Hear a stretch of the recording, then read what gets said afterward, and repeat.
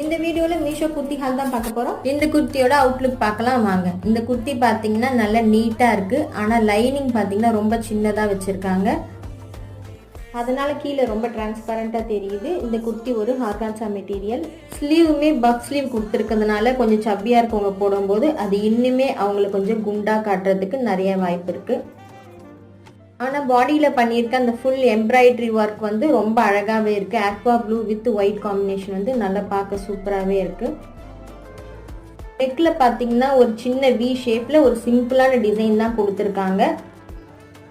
நான் இந்த குர்த்தி வியர் பண்ணும்போது எனக்கு என்னமோ இந்த குர்த்தி என்னை இன்னும் ரொம்ப குண்டாக காட்டுற மாதிரி தெரிஞ்சுது. என்னோட பர்சனல் ஒப்பீனியன் என்னன்னா, குண்டா இருக்கவங்களை விட கொஞ்சம் லீனாக இருக்கவங்க, அதாவது ஒரு 20+ இருக்க காலேஜ் கோயிங் கேர்ள்ஸ் வந்து இதை யூஸ் பண்ணும்போது இன்னுமே ரொம்ப பார்க்க அழகாகவே இருக்கும். இந்த குர்த்தி உங்களுக்கு பிடிச்சிருந்துச்சுன்னா வீடியோவில்